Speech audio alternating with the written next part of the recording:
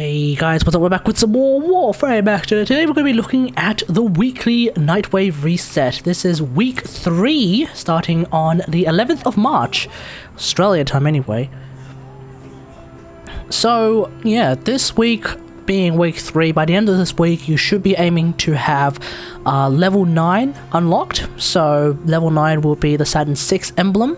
If you have more than level 9 unlocked, then you are going to be flying, but otherwise you want to be aiming to at least get level 9 unlocked by the end of this week. Okay, so like last time, let's have a look at our weekly challenges. Our daily challenges will just come once every day or once every 2 days, I'm not 100% sure, but the daily challenges will come and they will be their own thing. They should be pretty self-explanatory, so let's just jump right into it. We'll start off with just the regular weekly challenges. That'll get you 3,000 standing for every challenge. The first one is Earth Miner. Mine 6 rare gems in the plains of Eidolon. So the 6 rare gems that you need to mine, well, not 6 rare gems, the rare gems that you need to mine would be something like Nith, the Centrium. So Nith is the pinky purple diamond type thing that you can mine from the plains. Centrium being that sort of greenish thing, and I think Crimson is another one that's like a rare gem. It's a reddish gem that you can get from the plains of Eidolon. So those are the rare gems that you need to mine at the plains of Eidolon. I would recommend one of the many caves that exists in the plains, because they seem to have a lot of places that you could just mine stuff in general. Also, don't forget to use the new Fortuna skill-based mining tool, so get that.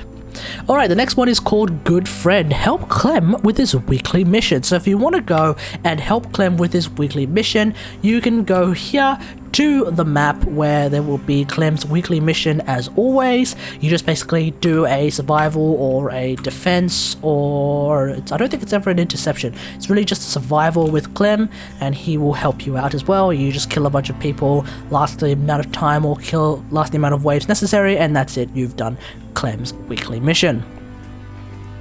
The next one is called Saboteur. Just do 3 sabotage missions. Now, if you've unlocked sorties, there's a good to fair chance you'll come across at least 2 by the end of the week, so you don't necessarily have to farm sabotage missions. So I myself would actually just hold off until the end of the week before I figure out if I actually need to farm any more sabotage missions, but if you feel like going for them, go ahead. They're really easy to do. Vault Looter. Unlock 4 Orokin Vaults. So the vaults are basically the places that you can go to in the Derelict Void, where you have to use a dragon key. A dragon key will give you some sort of a nerf to one of your stats. Apparently you can hold up to 4 of them these days, so you could potentially solo run an extremely gimped Warframe.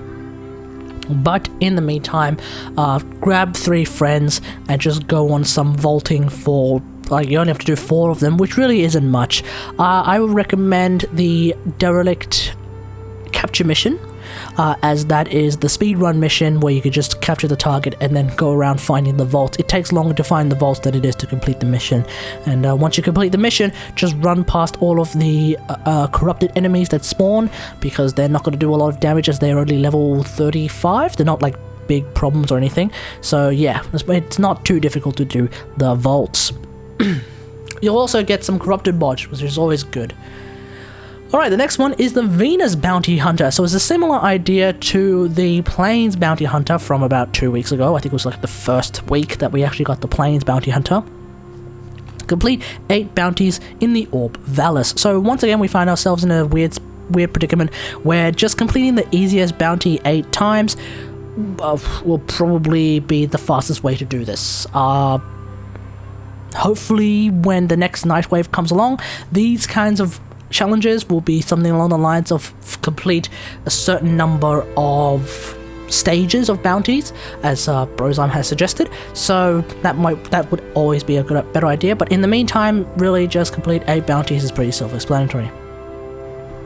Alright, Venus Fisher. Catch 6 rare servofish in the Orb Vallis. So I think the rare servofish would be things like your Synethids, your Tromzalon. I'm talking, of course, about the fish, like the ones that are sitting in my fish tank. Let's have a look at them right now. I have Tromazoid. I think that's what they're called. Actually, let's just have a quick look at what they're called here.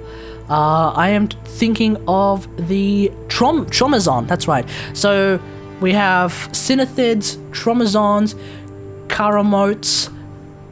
I may be butchering some of their names, I'm not sure, but these would be the rare servo fish that I would be thinking of. So the best place to farm those particular servo fish would be the cave up the north of the plains, not the plains, up the north of Orb Vallis, the cave with the great almighty mushroom. That place seems to give a ton of really, really rare servo fish. Just find the right time, the right temperature time during the Orb Vallis cycle, and you'll be able to grab heaps and heaps and heaps of this fish, no problem. Alright, the next one is Venus Miner. So it's a similar idea to the Plains Miner, which is Earth Miner rather.